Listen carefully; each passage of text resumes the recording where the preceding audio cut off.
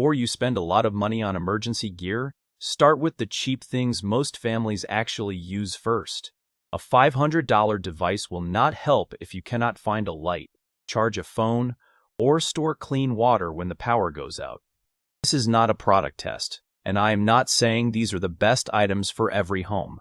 This is a starting checklist for normal families who want to avoid common buying mistakes before a storm, outage, or bad weather week. First, buy light before you buy complicated backup power.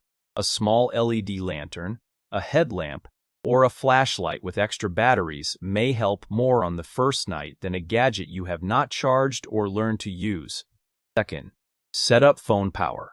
For many families, a basic power bank and the right charging cable are the difference between having updates and watching the phone die at the worst time. Third, do not ignore water. You do not always need an expensive system on day one, but you do need a realistic way to store water before a storm. Bottles, jugs, or a dedicated water container can be a practical start. Fourth, add simple food that does not require cooking. Think shelf-stable, familiar, and easy to open. This is not about extreme survival. It is about having a basic backup for one rough day or two.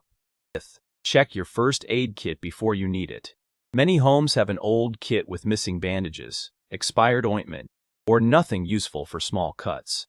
Replace basics first, and follow your own medical needs separately. 6. Have one way to get local updates. If the internet goes down or the phone battery is low, a simple weather radio may help you hear alerts, road information, or storm updates without depending on one device.